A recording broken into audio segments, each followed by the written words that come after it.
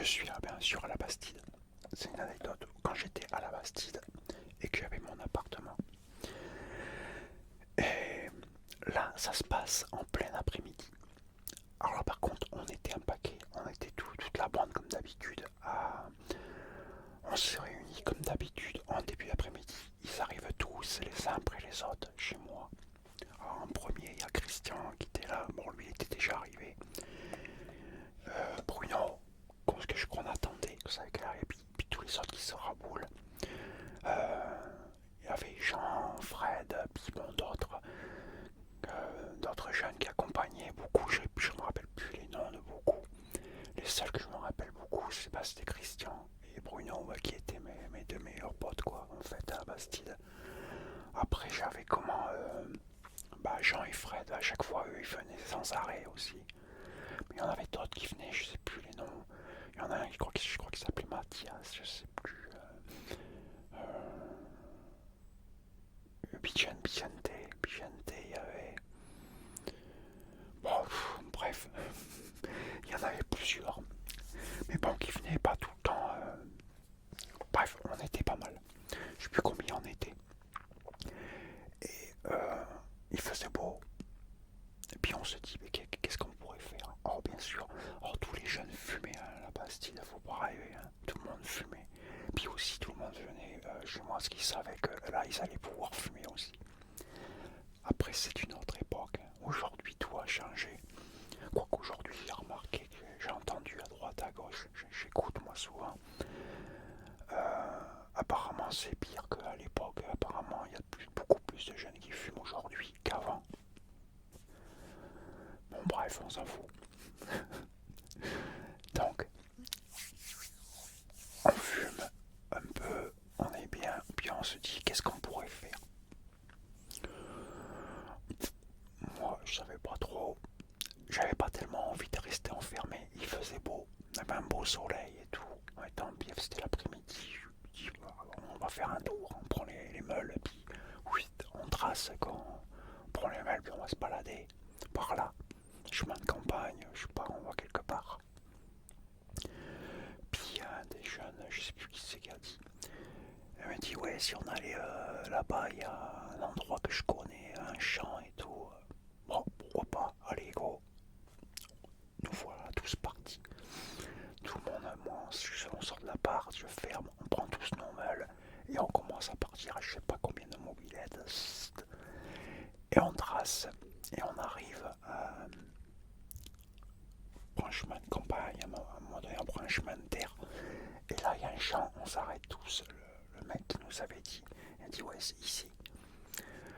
Et on le fait comme ça, on dit mais qu'est-ce qu'on vient foutre là? Il me dit ouais là il y a une grange, on sera peinard, personne nous verra, on pourra être tranquille et profiter du soleil.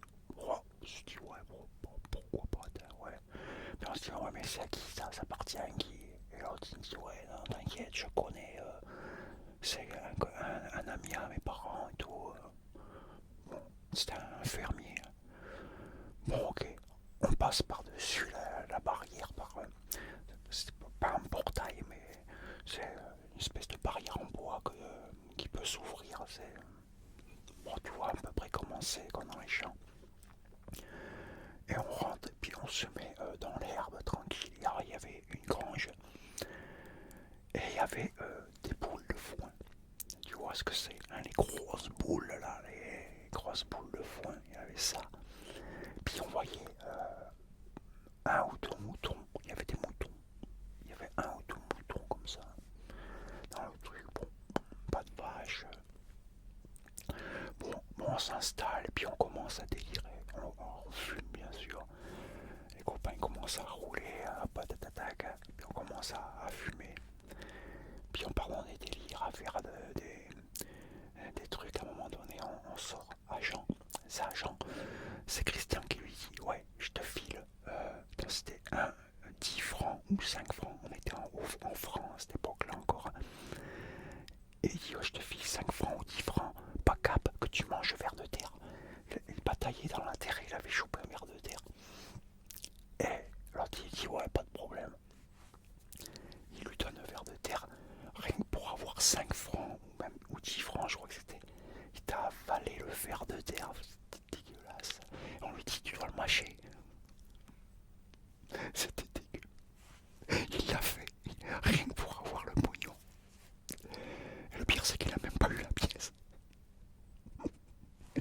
Il a même pas eu la pièce. Là, tu dis, mais non, j'ai pas d'argent.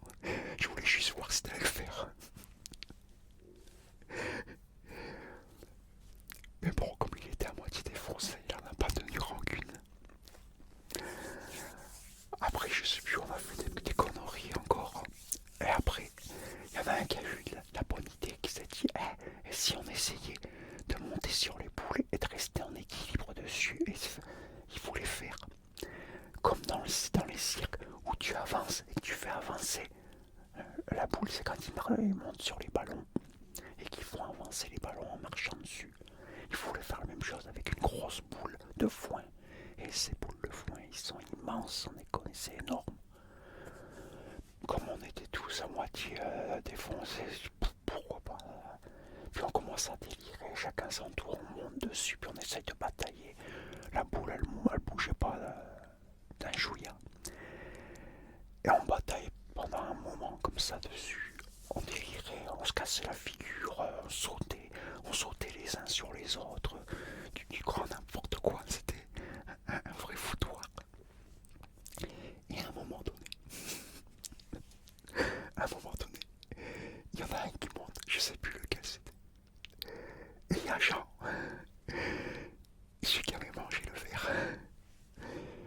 Il le voit dessus, qu'est-ce qu'il fait? Il se met pas derrière la boule, il commence pas à pousser, à vouloir pousser la boule. Donc la boule elle commence à bouger, et l'autre dessus, il croyait que c'était lui qui faisait bouger la boule, et jusqu'à maintenant, personne n'avait réussi à la faire bouger. Et l'autre il fait comme ça, il dit regardez, j'y arrive, que c'était Jean qui était en train de pousser. Mais personne n'avait fait attention que où elle était placée la boule. On avait le terrain, il était un petit peu en pente comme ça, mais plus on s'avançait et plus c'était en pente. Et puis vers le bas, c'était comme ça.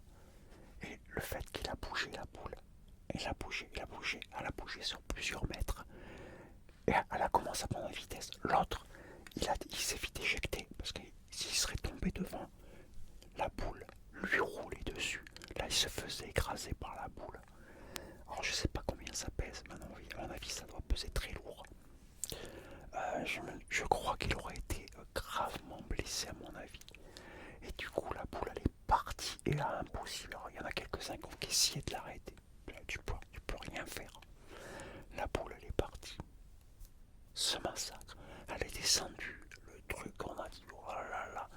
Et en bas, tu avais les barbelés des arbres. On a entendu le craquement, ça a défoncé. Les barbelés, ça a défoncé, je sais pas combien de petits arbres et tout. On entendait craquer et tout. Ça a tout défoncé en bas, quoi.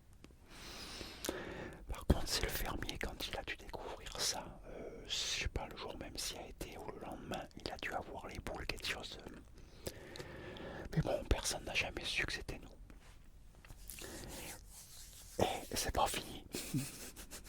J'ai pas terminé. Les conneries se sont pas arrêtées là. On n'a pas terminé. Au lieu de se barrer ou quoi, non, on est resté là. On s'est dit, il n'y a personne. Il y en a quelques-uns qui ont été sur le chemin, qui ont été assez loin, qui ont regardé pour voir si en cas personne arriverait ou si quelqu'un nous aurait entendu. Et comme il n'y avait aucune habitation aux alentours où on était, personne ne pouvait nous voir. Quelqu'un aurait pu nous voir s'il y avait eu un fermier qui marchait à pied pour venir surveiller ces champs. Ça arrivait souvent, ça. Bon, là, il n'y avait personne. Donc on est resté. Et on s'est rassis dans l'herbe. Puis en train de se fendre la gueule après. Alors, sur le coup, on flippe. C'est pour dire comment on était abrutis. Sur le coup, quand on a vu le truc, on flippe et on était tous comme ça. Les mains sur la tête. C'est catastrophe. Et après, 10 minutes après, on est tous pliés en deux, assis en train de se fendre la gueule. Fiers de notre connerie. Non mais c'est complètement stupide.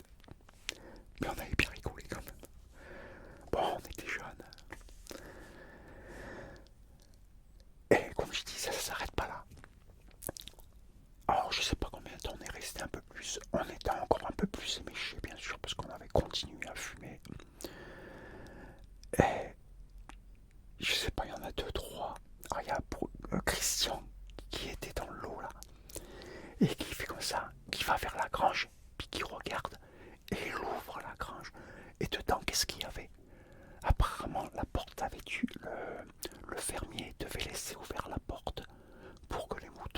c'est là-dedans qui rend que les moutons étaient mis le soir. Et pour les sortir, et normalement la porte elle est ouverte, mais là tout était fermé. Mais c'était pas fermé à clé ni un verrou, ce qui avait une espèce de gros verrou. Il n'était pas mis. Donc un peu plus loin, il y avait une grosse pierre. À mon avis, la porte elle avait dû bouger ou un mouton l'avait bousculé et la porte s'était refermée. Et dedans, il y avait tous les moutons. Nous, on en avait vu deux, trois. On se dit, bon, deux, trois moutons, ils ne gêneront pas. Ah, c'est ça. Et en plus, le pire, on ne les avait même pas entendus. Normalement, on aurait dû entendre, parce qu'à l'intérieur, il y en avait un paquet. Il y avait au moins, je sais pas, une trentaine de moutons à l'intérieur. Si c'est pas plus. Et on les entendait même pas. Après, on n'était pas à côté de la grange. On était assez loin de la grange. On s'était pas mis à côté, on était assez loin. On s'était mis dans l'herbe, dans le champ, mais assez loin de la grange et un endroit où on pouvait se planquer en cas si quelqu'un passerait pour pas qu'on nous voie. On n'était pas con non plus, faut pas exagérer. Et du coup, il y en a plusieurs qui ont été voir avec Christian, puis qui vont voir le truc, puis il y a plein de moutons là-dedans. Du coup, on y va tous, on commence à tous s'approcher. Et bien sûr, je suis sûr que t'imagines déjà les abrutis, qu'est-ce qu'on a dû faire, quoi. Moi, j'étais pas dans l'eau. C'est pas pour me dédouaner, mais moi, j'ai rien fait là ce coup-ci. Mais plusieurs sont rentrés. Ils se sont amusés à foutre la trouille aux moutons, à y rentrer dedans, à gueuler comme des malades, à essayer de les choper. Les moutons ils ont commencé à sortir comme des malades de la grange. Et tu avais la plupart qui ont essayé de choper. Oh, t'as genre, lui, c'était un cas celui-là, quand je te jure. Tu le vois à un moment donné, un mouton sortir avec Jean accroché au mouton, au cou du mouton comme ça, et le mouton qui galopait. Et t'avais, imagine-toi la scène, puis tu le vois comme un dessin animé. Ah, j'ai mal au côté.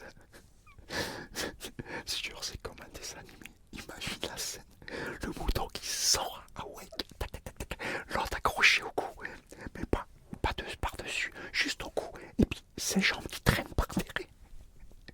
Et le mouton qui trace, qui le traîne. Et l'autre, on lui disait lâche, lâche. Il lâchait pas, il avait la trouille de lâcher. Parce qu'il avait peur que s'il lâche, que le mouton lui passe dessus, l'écrase, ou que les autres moutons qui suivaient derrière lui passent dessus. Or du coup, il avait la trouille, il a préféré rester accroché. Il a fini avec plein de bêtes, n'importe comment. Il avait un gros hématome sur la cuisse, il s'était foutu plein de bêtes. Au bout d'un moment, il a fini par lâcher. Mais ce sketch, on aurait dit digne d'un dessin animé, d'un cartoon. Digne d'un cartoon, c'était excellent, excellent. Et là, c'est la dernière connerie qu'on a fait. Après, on s'est vite barré, on s'est dit non, là, c'est une faute, c'est un truc de trop. Là, c'est parce que les moutons se sont mis à tous bêler. Ils bêlaient à bloc, mais bien, quoi. Donc ça faisait du vacarme, du coup. Tout ce temps qu'on est resté, on est resté plusieurs heures. On les avait pas entendus. On savait même pas qu'ils étaient là. Mais le fait qu'on les ait fait sortir après de panique et tout, ça a foutu un foin, un bordel. On s'est vite taillé, on a pris les melons, tous dégagés à une vitesse, en cas qu'on se fasse coller. Parce que là, j'en rigole maintenant. Mais c'était pas malin du tout de faire ce qu'on a fait quand même à l'époque. Si on s'était fait coller par un fermier, là on aurait morflé. Déjà, c'est sûr qu'il aurait été porté plainte à la gendarmerie. Et puis pour le peu qu'il soit avec son fusil de chasse, il nous aurait tiré dessus. Eux ils bataillent pas au Pays Basque. Les fermiers, eux ils bataillent pas. T'es dans leur propriété ou quoi? Ils ont le fusil de chasse avec eux, ils te tirent dessus. Ils en ont rien à secouer. Il y en a quelques-uns qui se sont fait tirer dessus, des jeunes à la Bastide, qui allaient faire les cons dans les champs comme ça. Mais bon, après, ils mettaient pas n'importe quelle munition. Hein. Les cartouches qu'ils mettaient, c'était des cartouches de gros sel ou cartouches de grenaille. Grenaille, ça peut être dangereux quand même aussi. Hein. Mais bon,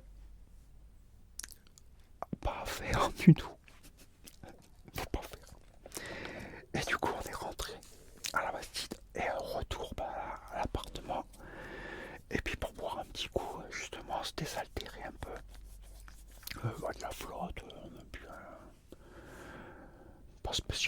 pas spécialement comment de l'alcool. Après qu'on buvait de l'alcool, c'était toujours de la bière que j'avais chez moi à l'époque. Après moi je raffolais pas tant que ça de l'alcool, j'en buvais, c'était pour faire comme les autres. J'ai jamais trop aimé l'alcool. Moi je faisais pour faire comme les autres et pour être bien. Bon, c'était bien, je sais.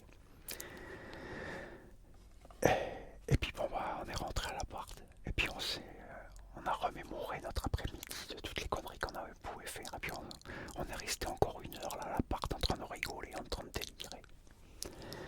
Jusqu'à ce que certains commencent à partir, qu'ils devaient rentrer chez eux pour manger, que leurs parents les attendaient et tout, donc voilà. Encore des bêtises. Petite anecdote. On s'était bien marré. Ah, on se faisait tellement chier, il fallait bien qu'on trouve quelque chose à faire. Voilà, une de plus. Mais t'inquiète, j'en ai encore plein d'autres. Ne crois pas que c'est les seules conneries qu'on ait faites. J'en ai fait beaucoup de conneries quand j'étais à la Bastille, mine de rien. J'ai fait beaucoup de conneries, et même après quand j'étais marié. Mais ça viendra. T'inquiète. C'est avec toutes les années, avec l'âge que j'ai aujourd'hui, et tout ce que j'ai vécu, tout ce que j'ai fait. Moi, j'étais, comme je l'ai déjà dit dans une vidéo, j'étais pas quelqu'un de sédentaire. Moi, je bougeais tout le temps. Et j'aimais bien faire plein de trucs. J'ai essayé de profiter au maximum de la vie. J'ai fait plein de choses, plein de trucs, tout ce que je pouvais. Donc, je peux te dire, j'en ai un paquet d'anecdotes encore à raconter. T'inquiète pas, c'est pas fini. On a pour vraiment énormément de vidéos, d'anecdotes. Ça viendra plus tard. La prochaine fois, je sais pas qu'est-ce que je vais te raconter. Déjà, faut que je me remémore. Mais bon, c'est bien. Depuis que j'ai commencé à raconter les anecdotes, ça me force à me rappeler. Et je me rappelle de plus en plus de trucs. Il y a des choses qui me reviennent. Donc, t'inquiète, il y en aura d'autres.